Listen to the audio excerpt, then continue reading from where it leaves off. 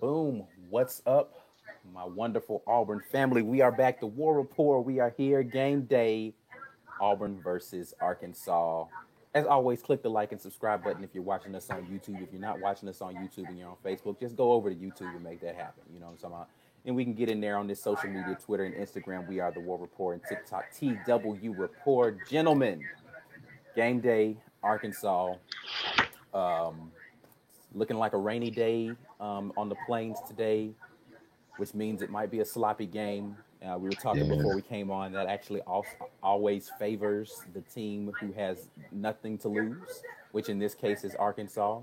We literally have everything to lose in this game because we lose this game, it puts the most bleak outlook on the remainder of our season. And Gus Malzahn is firmly in that hot seat. Like I don't know if he's going to get a rain day pass. So Right. what are we feeling about today's game?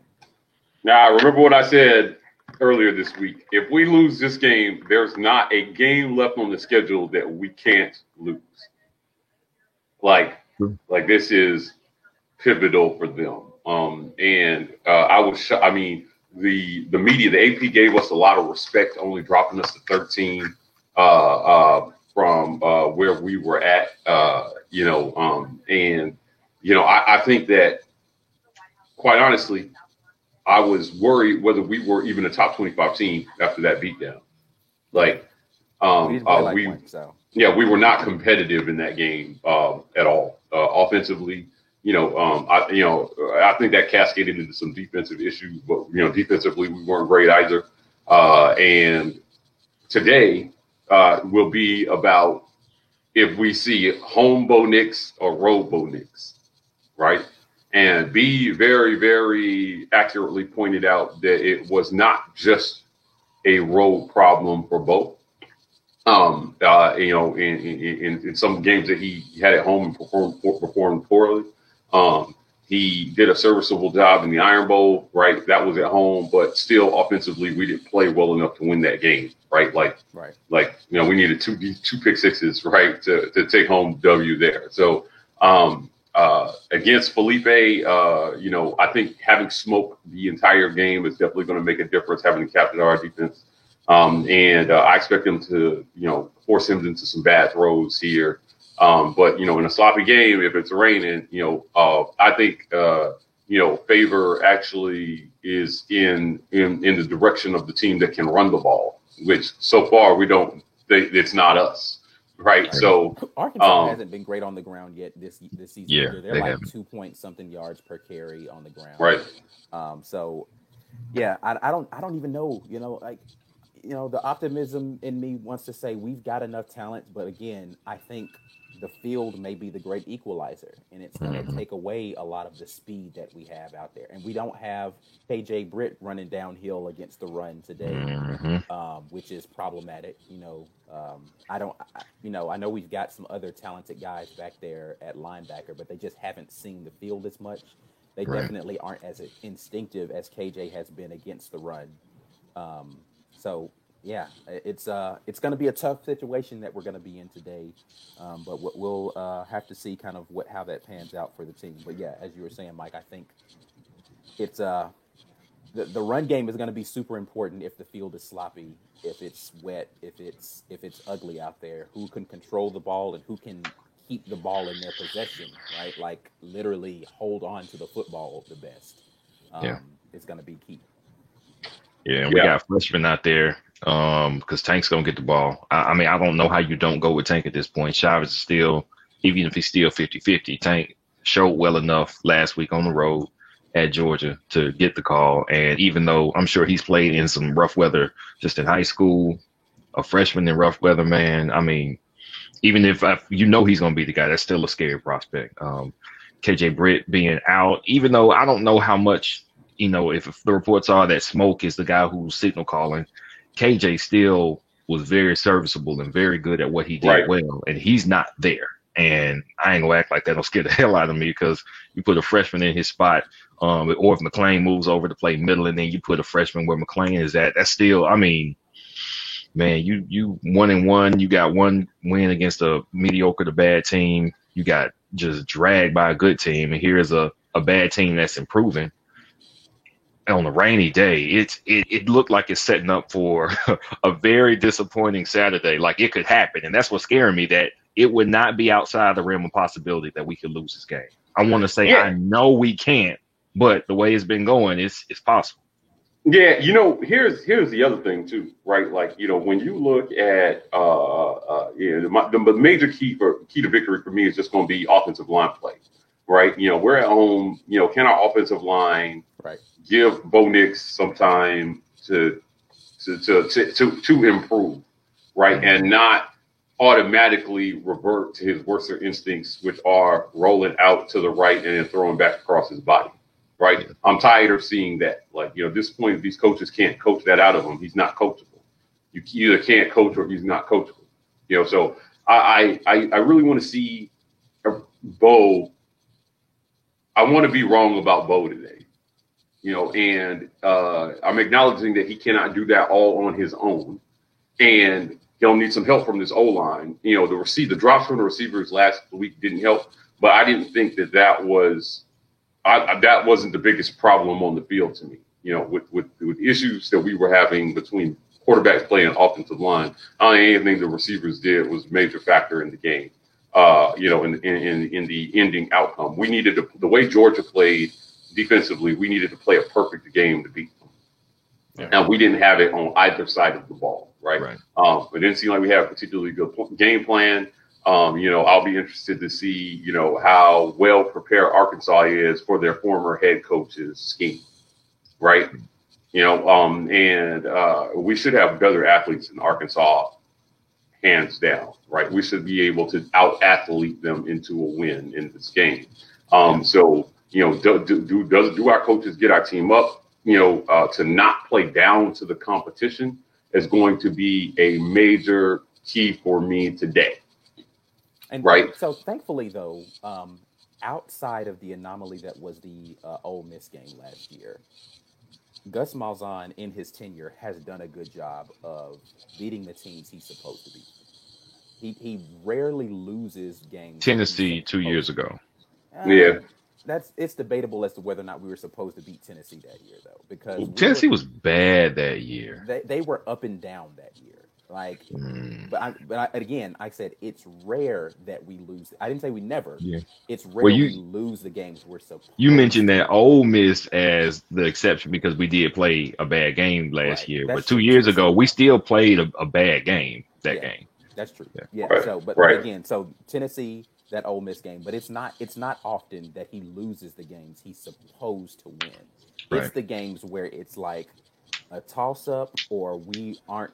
And oddly enough, the toss-up games we play terrible in. And the games where we should not be competitive, we make it look competitive enough that he looks serviceable as a coach. And they're like, oh, well, a couple more plays. And it's like, that's because blitzed in the games where it's like, we got a shot. That's because at that point, right, like they have done enough on tape I think personally that the other team starts taking us lightly. Because they're not playing to their potential even a little bit at that point in the season. And then people forget that we're bringing in top 10, top 15 recruiting classes every year, and they surprise them, right? So Gus is good for pulling a rabbit out of his hat every once in a while. I will admit that, right? But ultimately, what it boils down to is that we have not seen the consistency in this program that we need to see to be in the conversation every year for SEC West champs. Like, Nick Saban is running an SEC championship factory on the other side of the state. He is producing them. He's literally putting them together, right? And LSU win here, and Auburn win here, boom, championship, right? And so far, LSU has been the only serious, consistent threat to that process.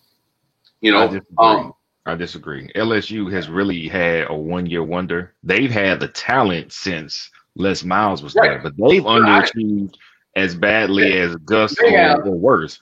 But they've been a more consistent threat than any other team in the West of Alabama. I'm not saying that they're the most consistent. I'm saying name another team that's a more consistent threat to Alabama. It's not us, because even in the years where we do beat them, sometimes we're not even in the conversation for SEC championship. And we're not there. That Iron Bowl, besides it being the greatest rivalry in college football, we should be playing for something at the end of the season when we play them, right? You know what an incredible advantage it is to have the top 5 team to end your season every year. So if you're trying to make your mark with the committee and with the posters, you get that chance every year, and a lot of other schools never get that chance. So, their season is hinging on that one bad loss they had early in the season. We have a chance to say that was, an anomaly. Right. Yeah. And we came back strong. Yeah, we came back and we beat a good Bama team on the road. Again, and we mentioned this in the call the other day, on the show the other day, is that's been the case pretty much every year for Gus. Is he's had Georgia and Bama in his back pocket. No matter what happened prior to that, he has had 2 big rivals that have always been traditionally fairly high-ranked teams in his back pocket to say, but look, I can salvage my season by either splitting these games or winning both of them. Right. And these miracle wins against Bama have been saving his job because he's over forever against Georgia. That's why they're job savers. That's it. They're job savers. Yeah, beating Bama is a job saver. That is, and that's one thing that I think. So coaches definitely have their MOs, right? Like coaches, the idea that a team takes on the coach's personality is absolutely true. Like think about Georgia and Mark Richt, right? They were absolutely going to be loaded with talent, and they were going to be too cocky, and they were going to lose a game they shouldn't lose. And then when they were out of it, they are going to just kill somebody once everybody has just written them off, and they were going to play outstanding. I still remember the year they had Noshawn and Stafford. Breaks off. They killed us. Listen, they lost 2 games that year. They lost to, I want to say, Florida, and they lost to somebody else. And then they were in like the Sugar Bowl against Hawaii. And there is no doubt in my mind that Georgia should have been playing for a national championship that year. But Mark Richt is going to let down. He's going to have a letdown at some point. Tuberville had his personalities. When we were out of it, when you thought that Auburn's going to be bad, he is going to sneak a game against a much better opponent, and it should not happen, us beating Florida 2 years in a row. When he got to Texas Tech, they beat Oklahoma. They were not a good team, but Tubbs has this underdog personality, and he gives it to his team for 1 or 2 games a year. And coaches have these MOs, and Gus's is, we're going to play exactly at our talent level or a little bit lower, and just when you're getting ready to kick me off the ship, I'm going to turn it up real quick, so you can't kick me out of here. And then we're going to come back to medium. Gus is your quintessential deadbeat dad, where it's like right when you're ready to call and put him on papers, he shows up and gives the kid a bunch of presents, and you're like, oh, see, this is why. I remember why. You good. You just compare Gus to a deadbeat dad. That's factual, though. He is, though. He's gonna show up and just enough to say, "Look, I was here. I'm taking pictures." Right, exactly. He's going to show up and take the pictures. He's going to be at the birthday party, but he's not going to be present when you really need him consistently. And but he still wants you to be committed to him. He's going to be mad if you start trying to date other people. He's like, what is this? Yeah, I just need him to be a better father. I need him to be a better father than Bo Nix. Let's just be clear. I need him to be a better father than Bo Nix, in this game. So, like, Brian, yes, I love Tuberville, too. Yeah, I work no more. I worked in that program, right? Coach, as a football coach. Okay. Guy. That's but can you imagine? I'll leave it if Tuberville had the type of recruits that Malzahn is getting, and like Tuberville, probably that's what makes it worse. That's what makes Gus worse. This is the thing again that makes Gus so infuriating, because he's such a good recruiter. He is consistently putting programs together that have good talent, but he does absolutely nothing with them. Tuberville was the exact opposite. He couldn't get anybody to come to Auburn. They took 2 stars and turned them into draft picks. Right. Yeah. When they left Auburn, they were people who people wanted on their NFL squad. Now people are still putting Auburn players on their NFL squad, but it's defensively we're doing great.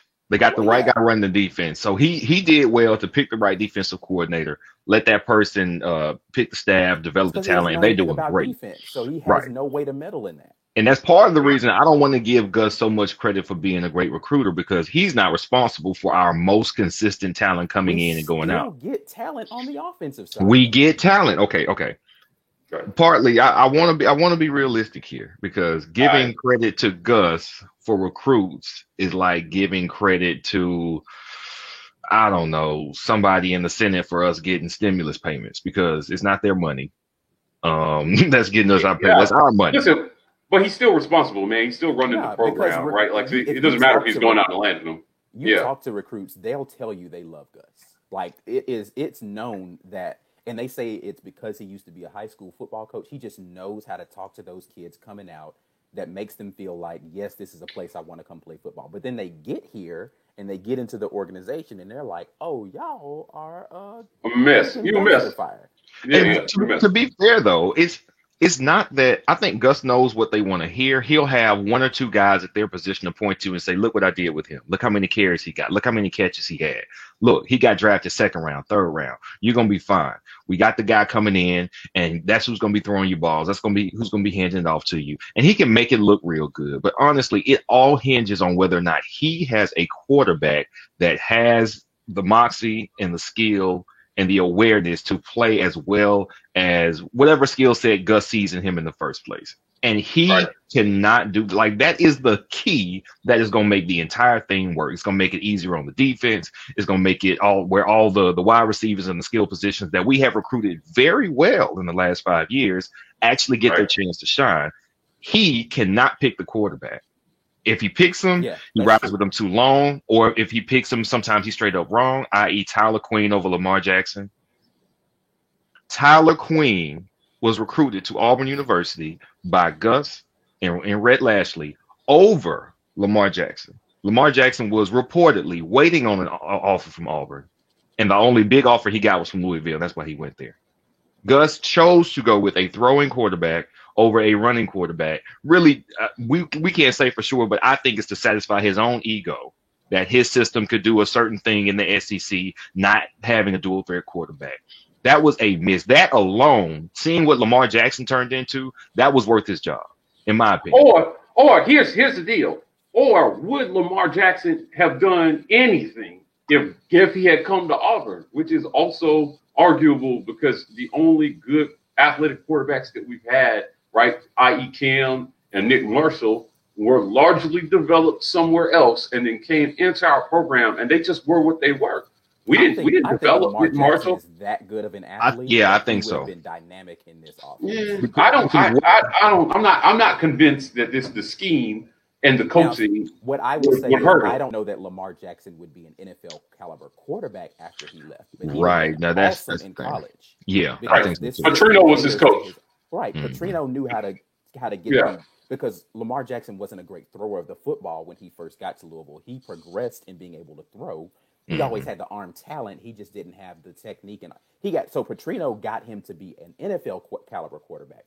Lamar Jackson would have been an awesome college football player, no matter where he played football. You saw when he came in the second half against us in Louisville, he started cutting up on us, and he barely threw the ball. I was at that game in the Georgia Dome, and I'm telling you, we were sitting next to some Louisville fans, and I said, "Hey, who is that guy?" And they was like, "Oh, that's Lamar. We really think he's the next thing." Now, obviously, you won the Heisman. Right, so he was definitely the next thing. His talent alone, regardless of where they put him in backup duty, having barely played quarterback at all. He almost pulled it out for them, and he was cutting up on us. Lamar he's a different level talent. Right. So that we had a chance at him. Let's remember that Gus could have said, "Hey, we want you," and that would have been the biggest offer he had. We would have put the biggest bag on the table that he could have had, and he would have been at Auburn. And if 2015 was his freshman year, that's when Jeremy Johnson's senior year, and we were bad. Mm-hmm. That was Sean White's freshman year, and he was mid. So he would have definitely been in the mix to start in 2016. For Kevin Steele's first year, he would have been in the mix to start. Who started for us? Kevin, that's our terrible first game against Clemson where we had 8 quarterbacks, right? That was that game? Right. Okay. Oh my Lamar Jackson. Yeah. Lamar Jackson, sophomore year. Was his sophomore year his Heisman year? I think it was his sophomore year. He came out of junior. So the year that Lamar Jackson won the Heisman, he could have been at Auburn, where we actually had a serviceable defense for the first time in years, instead of the quarterback carousel that we had, where we had nothing but mid quarterbacks cycling in and out. We could have had Lamar Jackson on his most productive year ever in college. And then his junior year would have been the year that Stidham would have been his first starting. But would we have gone to get Stidham? No, we wouldn't have. But what I'm saying is that we would have had Lamar Jackson hand the ball off to Kerryon Johnson that season. Oh, with that offensive line and that defense, we And had a that defense. pass rush. Oh my God. Let's fire Gus. Let's fire Gus right now. He That's blew what it, that's what man. the story would have been is with Lamar Jackson handing the ball off to Kerryon Johnson. Oh my That God. offense might not have been stoppable, just to be No. honest. No, it wouldn't Yeah, be. I just think, what we're going to see this game in the headlines have started to be written after Georgia, right? That is, is it fair as Auburn fans for us to start asking if Bo Nix does not look great in this game against Arkansas, right? Like if he doesn't look great, and I'm It's not gonna be talking about hard him for having him to look everything. great in the rain, though. To be fair, like, and so this is the thing that I hate is like it's always going to be Excuses. some excuse of Yep. like, Yeah. oh well, it was raining. The question here is going to be, is he going to look marginally better than the guy on the other? Because if the other guy can do it, there's no reason Bo can't do it. Well, right, And yeah. that's Like, listen, if they throw the ball all over the field on us today, right? Because to me, the rain is not much of an excuse. You just got to do what you got to do to win the game, right? So if he's hitting receivers dead in the hands and they're dropping it because the ball is wet, yeah, okay, whatever, right? But like what I'm saying is that we're as fans, we're starting to get to a point where is this as good as it gets with Bo? Right? Yeah. Is this as good as we're going to be with Bo? Like, essentially a good team that underachieves consistently, with the occasional big win against somebody who we're not supposed to beat after we've already played ourselves out of the competition, All right. out of the conversation, right? Like that's where I'm at. And our backup, right, to point to the lack of development, right? Our backup, our main backup transferred out because it was clear he was not going to get a fair shot. Both of them, Right. actually. Yep. Both of our And backups left, right? And so Woody Barrett and Joey I'm Gatewood. talking about Malik Willis. Malik Willis. Malik Willis, yeah. Although And to be Gateway and fair, Malik Willis were I'm the only not ones I mad. could see in I'm time. not Barrett mad never that saw the Malik field. Willis left. I'm not mad that Malik Willis left because I'm when not he mad got he in the left either. game, I'm just talking about Okay, yeah. again, the ability for a quarterback to know what he's doing in this offense. Well, it's a different offense this year, so it's kind of a different conversation. that's Right. true. That's But, true. Our backup Malik is a Willis would transfer. not have been played. Yeah.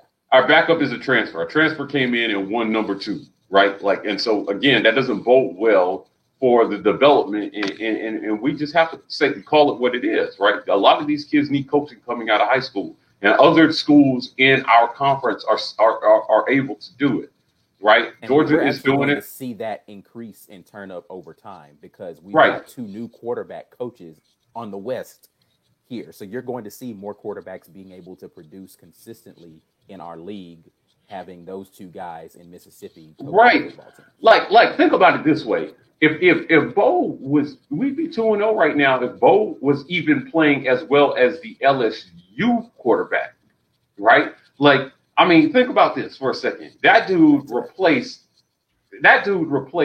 the arguably the greatest statistical season of any quarterback in college football history, right? And they still have hope for their season even with all that they lost.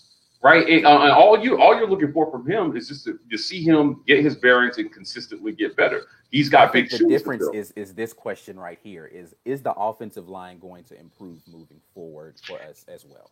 Okay, so that's a good question. Now let me before we actually answer it, that's another reason Gus Malzahn needs to get fired because this is when the years that we have been very good or great. We've had one thing that is so good it cannot be stopped, and then everything else just works in around it. We didn't need Jared Stidham. Consistent 1,000-yard rushers, not because we had the most talented running backs in the country. Our offensive line was going to give you 5 yards just off of blocking, and you just had to go get additional yardage after that. Right. And even when we weren't that good, let's say 2015 and 16, we were good. Like Javon Robinson was back there toting the rock, but he was an outstanding running back. I hate that he didn't get to stick around, but not for the reasons he didn't get to stick around. 2016, we weren't a great offensive line. The same pieces were there that were great in 2017, but we were very good. Petway ran crazy. we had enough talent on the offensive line to be decent. I don't know how much of it was development and how much of it was we weren't getting these 5-star guys, because we've had a 5-star guy to fizzle out on the line, but there is a lack of continuity with the coaching on the offensive line, and we feel like we've got that guy now. Maybe we'll see it, but we also have not been able to get the great recruit on the offensive line. They've gone to Bama, they've gone to Clemson, they've gone to Georgia over us. We come in, they've gone to LSU over us. We really like 5th in our region when it comes to securing those top offensive line talents. And I don't know how we turn that corner. I think that's a big difference, because the guys that we're playing, the teams that we're playing against, they've got those ridiculous defensive lines that we need a strong offensive line to compete against and be able to run the ball. Like in 2017, there was nobody we could not run the ball against. We could run it against Bama. We could run it against Georgia. We didn't play Clemson. Well, no, we didn't run great against Clemson that year, but we weren't quite jail yet. But the point being, our offensive line talent or our offensive line coaching, which is it? I think it's definitely talent to a certain extent, or else we wouldn't be rotating as much as we are. We wouldn't be looking for transfers as much as we are. We're not recruiting at a high level on the offensive line, and that and quarterback together, that's the 1-2 punch right there that would really turn us from a 8-9 win average team over whole offense, to a 10-11. I mean, it is. I mean, but and again, that's why he's saying it's a Gus Malzahn issue, because you're the offensive guru that can't recruit offensive talent. He's decent at getting skill players, right? But then he doesn't know how to get them the ball. He's decent at getting guys to come down here and sell them dreams on being the next, running back star, but then he does not recruiting guys to block for him. Like, that's crazy. So to answer the question directly, how do we feel about the offensive line moving forward? Not very good, right? Like, I mean, our season kind of hint. Now, I don't think that every D-line we face is going to be as good as Georgia's defensive line, right? Like, I mean, so, that was a very high ball. I mean, their defense is elite in my book. They looked great on defense. And, I thought that they had to get their bearings, against Arkansas that first game. And after they found it, it was like, okay, we're Georgia. Remember, we're Georgia. Right. Mm-hmm. And, I wouldn't disagree that there is a talent issue. Right, on the offensive side of the ball. I think what we're talking about is rampant around the entire offense, right? In terms of talent in general, right? Like, I mean, we're consistently missing on all the big time talent on offense, right? We noted during the game wide receiver recruits. It's the quarterback position. It's literally, to me, the offensive line and the quarterback That's it to me. And Mike, I will say, receiver recruits we have I've seen the tape. They are some beasts outside. And the thing for whatever about reason they're not playing right now. And the skill position. I don't know. That's true too. No, we're missing that. But the skill position, we've done really well, because skill position players are players where you don't need them to be 5-star or very high 4-star guys to actually still have the potential to come in and develop, which is always a problem. And that's the biggest issue. You can get, like, Seth Williams wasn't a 5-star guy because he's not fast. It don't matter if he's not fast, because if you've got enough players around him to give him some room to make some work, get him in a one-on-one, and it's over. He's a very good player. He's going to play on Sunday. So we don't need every guy to be a 5-star guy. So, Schwartz, he's, of course, lightning fast, and Seth is the hands guy. Now, you want the guy who can be both at the same time. That's ideal. Pickens was one of those guys, right? We lost out on him. Why can't we get that guy that is the best of both worlds with the hands? And he is the threat that, that Bama had 4 of that type of guy on the team at the same time last year. We are still missing out there, but we don't need those guys to be. When have we ever had those guys at wide receiver where you are the all-world top 10 pick? 2017 we have. 2010 we have. Let's listen. We've had them come through. They've just all busted out. Right. But were they that guy though? And that's what I'm saying. Yes. We ruined it. Came here and then fizzled out. That was Nate Craig Myers was at one point, he was the number 1 wide receiver recruit in that whole class. Right? There's a reason why. And they come here, and I'm telling you, like, we are coaching kids down. You know, the evidence is there on tape. I don't agree with All that. over. And it's not just offensive line, right? Like, listen, every once in a while we get a guy like Seth Williams who comes in as not a heralded recruit and overachieves, right? Either Eli Stokes, you know, Schwartz's world-class speed, right? But Duke Williams, right? Like, but he was a transfer. He was as good as advertised, though. He just had some behavior problems. Right, yeah. But he was a transfer. Yeah. Like, he transferred in and played most of his time elsewhere before he got to Auburn. So, you know, to me, it's just overall development on offense. We see guys taking the next step on defense. You know, we've been pleasantly surprised by our defensive secondary this year, right? I think they've played some good ball. You know, linebackers under Travis Williams have, you know, started to make a comeback at Auburn. I mean, you know, when we were in school, we were accustomed to linebackers like, you know, Dontarius Thomas and Carlos Dansby and Travis, and, you know, these guys that came through and just were, they maybe weren't all SEC, man, but they were solid. We always had a solid group at linebacker. And then at D-line, we were stout too. The Jay Ratliffs, the guys who went on to play in the Pro Bowl, you know, and now, you know, on defense, we're still seeing that, right? Like, we're still seeing those guys. On offense, I'm telling you, in some cases, they're getting the talent and they're ruining them. But when you have a system that doesn't allow for enough opportunities for your receivers to get the ball consistently, right, you know, it's going to be hard to pull in. I mean, look, think about it. One of our big misses in recruiting caught a touchdown pass against us, you know, versus Georgia, Pickens. And as soon as he caught the ball, I was like, oh, yeah, I remember. Like, he flipped on us on signing day. You know, and I think the smartest thing he could have done for his career, like, you know, if you're a top receiver talent, I don't know why you would want to come to Auburn. It's not what we're doing, right? You know, if you are running back. And honestly, so, you know, kind of getting back to what we were talking about earlier, that's the reason why Gus started trying to get a quarterback guy in here. I'm not talking about an offensive guy. I'm talking about he tried to start turning his offense into one that was more balanced, that could throw the ball, because he realized he was missing out on those types of wide receiver talents, because we weren't ever throwing the ball. It was a run first offense, and it was a run second offense, it was a run third offense, and then if you have to throw the ball, then we'll chuck it downfield, and hopefully there's a guy that's open, because we run.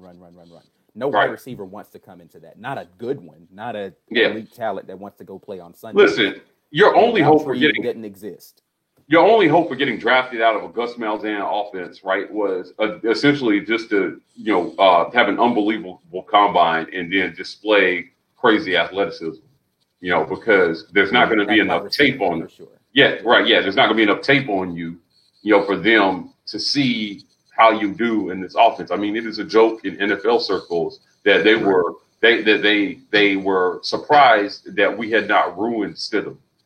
We almost did. Right. Before he got to one more year, baby, he would have been done. Yeah, right. You know, and so I just think, you know, so many things that are actually systemic that are start, right. Like, if you don't have a good quarterback, you know, you need a guy who we've seen at Alabama for a few years where they didn't have all world quarterbacks. They just had good game managers, and then they would run the ball. And, you know, every once in a while he would make a good throw, but he could make most throws. He just wasn't a game breaker.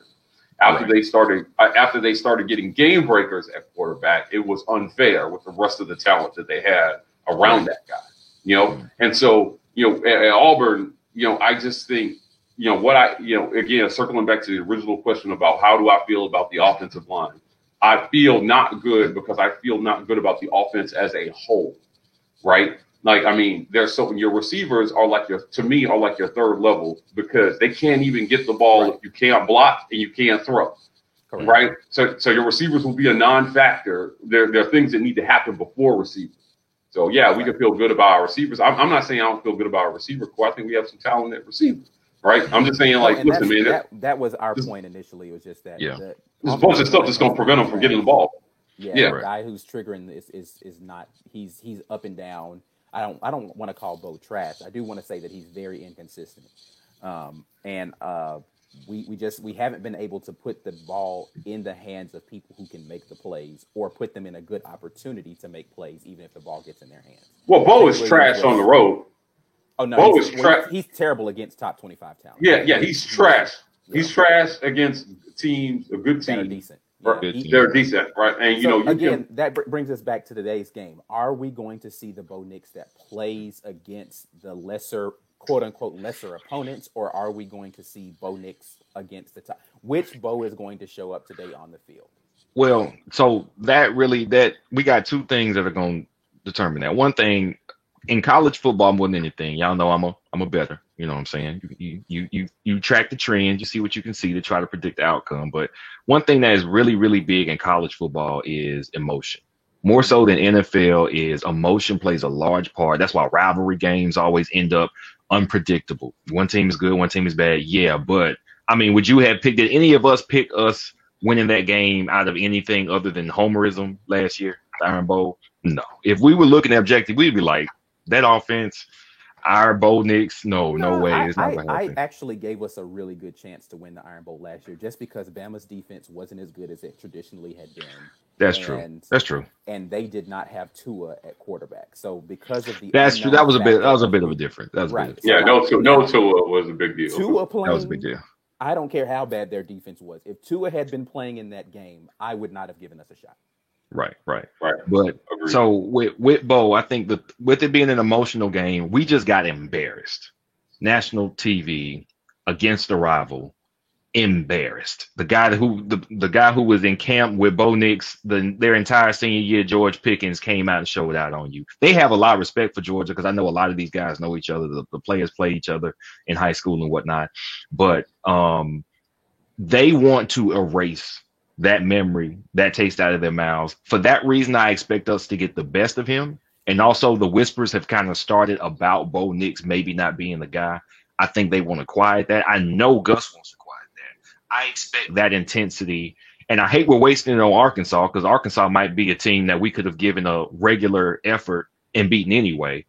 I wish we had gotten mollywopped by Georgia before we play LSU or Bama, honestly. But I expect us to play up for that, but then I also think that the weather plays a factor and Arkansas plays a factor because defensively, they look better than they have looked in the last 5 years.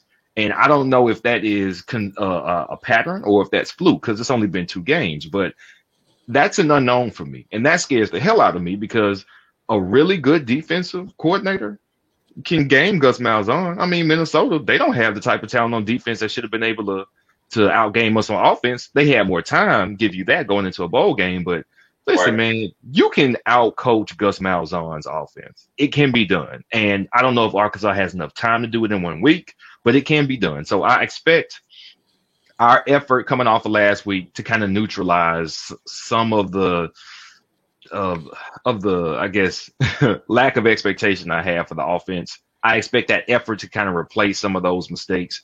But at the same time, Arkansas being unknown is so for me. So I'll say we'll win the game. I think we'll win the game.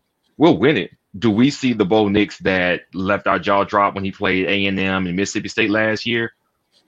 I don't know because Arkansas might actually be good on defense. And now you've got so much tape on Bo. Like after a year, and then you go into Georgia's house and you do the exact same things that you did when you look bad. I think they got to be licking their chops. Like, oh, we know what to do to get him off his game.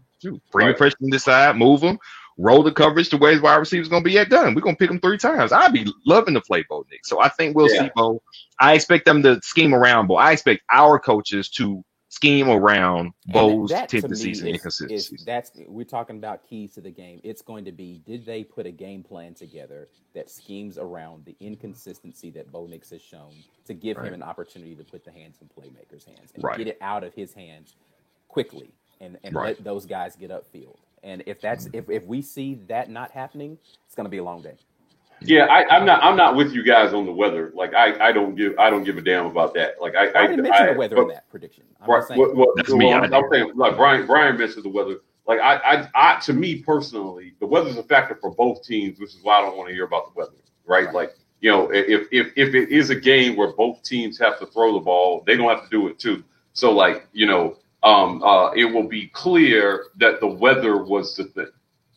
You know, but, you know, I've watched a lot of games, man. These better quarterbacks go out there and they throw the ball in the rain. That's something that That's part of football, right? Is playing in inclement weather. So, if that's what you got to, you get down big and that's just what you have to do. That's just what you have to do. I expect them to be able to go out there and do that. I just expect that we will call plays that will make it easier for them to complete passes in inclement weather, right? That's exactly what I'm saying. Yeah, and you have to know that. You know that coming in. That should be part of your game plan. If it rains, how are we going to call plays on offense if this ends up turning into a slot fest on the field?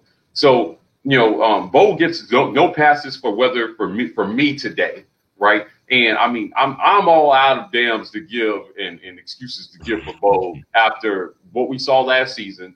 I was hard on him last season, but I went in optimistic that maybe again, like in a Joe Burrow-ish type way, right, that he would take the next step season over season. And there's no such thing as he's only a sophomore in my book, right? Not when your team comes out ranked top 10 and expected to compete for championships. That's not like, he started 14 games. Right. Right. Yeah. Like, listen, man, we should be able to see, a balanced quarterback who is not doing the same stuff that we saw last year. Because again, some of the stuff that we're calling, just as fans, we can see it. So I know a good defense coordinator sees the tendencies that we're talking about on the show. And then he went out and he did a lot of the things that we were talking about he couldn't do against Georgia. Yep. We called it, right? So that's what concerns me. What we used to give Gus crap about his offense when you're sitting at home and you can guess what Gus is going to run or who's going to get the ball, right? Like, and we were encouraged not to see jet sweeps and some of the things that have, worked in our better years when our wide receivers were great blockers and, it just seemed like they were catching people off guard. But the tape is there now, and the defensive coordinators have caught up on how to stop that stuff from happening. And they really had a chance to come out and just surprise them by doing a lot of different things that there's no tape on. That's why I was excited about Chad Morris. So, I don't feel good. Excited about, but he hasn't shown it right now. And again, I don't know if that's a symptom of Georgia's defense just being that good, or if we're just really that not unprepared. And as Anthony says here, and we talked about this earlier, the run game is going to be important today, which we've shown no ability to be able to put together any sort of run game. Right. Arkansas hasn't either. So to me, it comes down to whose quarterback is going to make the plays. Mm-hmm. That does encourage me because Felipe Franks is just as inconsistent as Bo Nix, and he's been just as inconsistent for longer than Bo Nix has been. Yeah, what a sad place to be, though. What a sad place to be. I hope the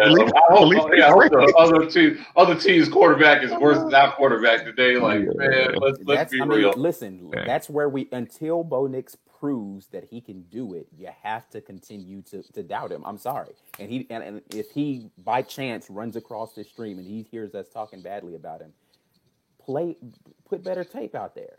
I can only talk about the tape, right? I can't talk about what your arm talent is and your grit and all that stuff.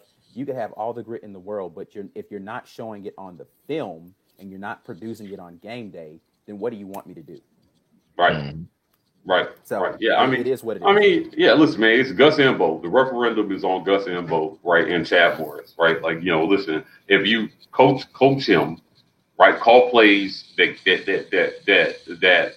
are the antithesis of his worst tendencies. Right. Can we put that comment back up real quick, from Anthony? He says that I'd honestly give upper hand to Arkansas based on our first showing 2 games with our run game. Right. Agreed. Arkansas, they have an experienced line and D-line, they just look better this year. Right. And they're hyped up coming off a big win, against a team that put up like 700 yards of offense in the previous week. Right. And, there are no expectations. There's no expectation that they're going to win this game. So they can play with reckless abandon. They have nothing to lose. Yeah. And I mean, I think maybe the best thing that might happen for this season for us as Auburn fans is that coronavirus cancels the rest of it. Right. And we never have to find out how we're gonna have next year too. So I mean, listen, we underwater. We never have to find quarterback. Yeah, we never have to find out how poorly this season could turn out. Right. Like, I think that a losing record, if they lose to Arkansas, is on the table. A 4-6 is totally possible, and it could get worse than that, right? This could be the year that B gets his wish and Gus actually gets, because I don't think he'll survive like a 3-7 record. I think he goes. There's literally no way that if we have a below 500 season that Gus Malzahn finishes out. He won't come back. Yeah, he's out. I don't think. Yeah. I think the new administration that came in with our AD was on the fence about him to begin with, but wanted to give him a chance and not just come in the door and be the hatchet guy. But you end off last year poorly. And if you have a losing record this year, I think that's going to be it. Like everybody's going to be looking at him like, what you going to do, bro? You going to keep him? He's going to have to. The only bright spot with Gus, this being the year that Gus goes, is Gus allowed us to recruit better offensive talent than Auburn had recruited in its history for a long time going back consistently. Like, we can get some really good skill position players, like we've all said, but if Gus had left, it'd have been, everybody was assuming, all right, well, Kevin Steele's going to get it on the interim and have a good shot to get the permanent, which you could say he deserves. However, now if Chad Morris is in pocket, and we know that he wants to at least try to coach again, so instead of waiting for a mid-major, if you get rid of Gus now, you can secure, at the very least, familiarity with the system. You can say, hey, we have an offense and an offensive coach who knows how to feature you, who coached a Heisman, he wasn't no Heisman winner, but a national champion in Deshaun Watson, the guy who's putting up NFL numbers in Deshaun Watson. He coached that guy. He knows how to turn it around. It was Gus Malzahn that was the problem. You don't have to worry about that anymore. We're going to get the quarterback to get you the numbers that you need. There is a bright spot in that now all the house is in talent for a complete football program, and just thumping Gus out of the way allows that talent to take over and be able to move on from Gus without losing too much in the way of recruitment momentum. Yeah, we'll see. I mean, Chad Morris hasn't been great as a head coach, but we'll see how he does if he has a counterpart. We're already talking like Chad Morris is the head coach of our team, but like if Chad Morris were the head coach and Gus can be the OC. No, I don't want Gus to be the OC. No mind. No, I don't. If he has a defensive counterpart that can handle that side of the ball, because that traditionally was the problem with those Arkansas teams. They couldn't stop anybody. Right? Like they could score decently, but they couldn't stop anybody. But we'll see how it goes. Game time is going to be a couple of hours from now, so we still have time to marinate on whether or not this is going to be a very sad day. But we will be back at you all at halftime. So come join us at halftime. We'll talk about what happened in the first half of the game, see if this turns into some sort of sloggy mess that makes our spirits match the field. And if not, we'll come back and we'll talk about how great Bo looked in his traditional way against teams that he's supposed to beat. We'll see. Tune in next time. Same bat time, same bat channel. I got my eye on Florida, Texas A&M here at noon. This is the kickoff. So I think we got a pretty good game to start. Jimbo stealing money. Jimbo Fisher. That's my boy. Yeah, don't forget my prediction. Right. Yeah. Don't forget my prediction on Florida, Texas A&M. Okay. Right? If that comes true, then we're winning this game by 50. All right. Click like and subscribe on the YouTube channel. We are the War Report on Instagram and Twitter, TW Report on TikTok. We will holler at you guys at halftime. War Eagle. War Eagle.